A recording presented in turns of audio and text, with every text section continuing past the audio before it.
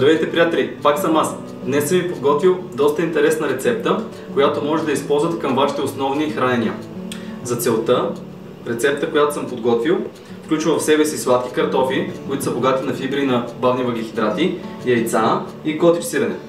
Самата рецепта включва в себе си абсолютно всичко, което е полезно и което трябва да включва едно основно хранене.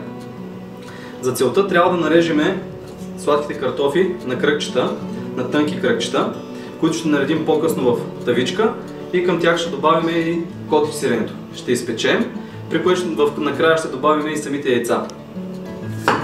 Така, за целта започвам с рязането на сладкия картоф, който предварително виждате съм го обелил и измил. Хубаво е горе-долу около 3-4 мм да е дебело самото кръгче, за да може по-бързо да се изпече и да стане по-вкусно. Става така като картофени чипсове. Откакто научих тази рецепта, доста често я включвам към моето меню, защото е бърза, лесна и вкусна. Е именно нещо, което в днешно време е доста ценно – времето.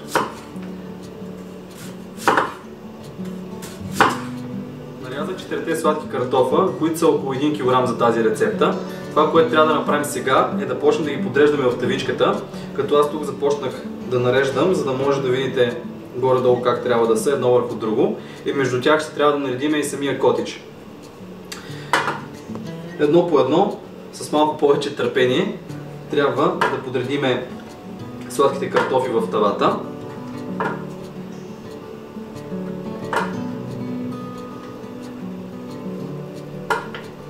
Чакането се заслужава, защото рецепта наистина е много вкусна и полезна, което е най-важното. Вече подредих картофите в тавичката. Сега е време да добавя и котич сиренето. Котич сиренето е доста полезно, защото е богато на белтъчини, ниско на въглехидрати и мазни, което е перфектен избор за протеиново хранене. В този случай аз ще го добавя при картофите заедно с яйцата, за да мога да направя основното меню доста балансирано. Така, за целта слагате по малко котич между картофите, за да има навсякъде равномерно. Тук за рецептата използвам 300 грама котич. Защо казвам всичко това? 1 кг картофи, 300 грама котич, 8 яйца, малко зехтин. Защото всяка една рецепта, която правя, искам заедно с самите грамажи да ви предоставя и макросите към самата рецепта. Калории, белтъчини, въглехидрати и мазни, за да може вече сами да включите толкова, колкото ви е необходимо като грамаж. Аз лично тази рецепта си разпределям на 4 порции. Точно поради тази причина горе-долу ми се падат по около 2 яйца на хранене. Така, старателно и внимателно трябва да подредите котича между картофите. Пак казвам, рецептата е много вкусна, така че бъдете търпеливи. Котич сиренето може да видите, доста приятно изглежда. Време да добавим самите подправки и зехтин. Нещо много важно, което забравих да кажа. Не се слага никаква вода в тавичката. Единствено само картофите, котич сиренето, малко зехтин, лично което аз слагам е черен пипер и сол. Вече вие, ако имате въображение и имате повече кулинарен опит от мен, може да добавите и други подправки. Естествено, ако ги споделите в коментар, ще съм ви много благодарен, защото ще ги ползвам и аз. Така, наръсвам леко зехтинче, като задължително той трябва да е екстра върджен. Не използвам олио.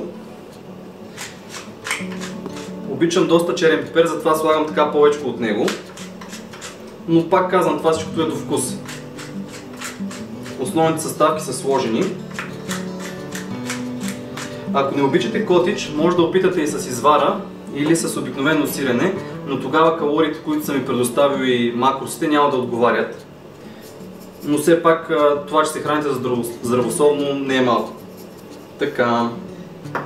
Умишлено не съм добавил яйцата, защото първо трябва да запечеме така около 20-30 минути картофите, за да омекнат. Ако добавим в момента яйцата ще се прегорят, а картофите ще останат сурови. Поради тази причина трябва предварително да загреем фурната на около 200 градуса, да печем за около 20-30 минути.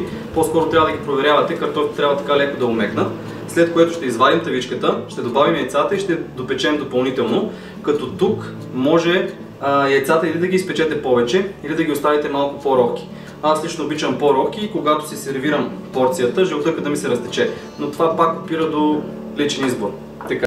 Сега ще сложим и тавичката във фурната, като предварително съм нагрял фурната на 200 градуса на долен и горен релтан с вентилатор.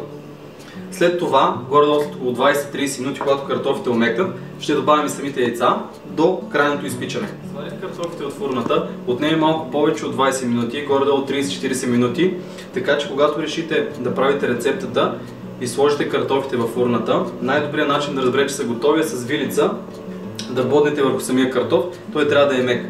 В момента вече съм сложил 8-те яйца, които съм подготвил за рецептата и е време отново да върна тавичката обратно във фурната. Печете докато яйцата станат готови, като тук може да избирате дали да ги оставите малко по-рохки или да ги оставите вече по-изпечени. Това оставам за вас, сами да решите. Картофи с котичи и яйца вече са готови. Радвам се да ви представя тази рецепта, като последна щриха бих добавил и малко зелен магданоз, който така дава допълнителен цвят и завърших на самата рецепта. Ще се радвам да я опитате. Ще се радвам да се абонирате за моя канал, защото всеки вторник и четвъртък ще качвам нови здравословни и интересни рецепти, които ще ви бъдат полезни. Благодаря ви, очаквам ви!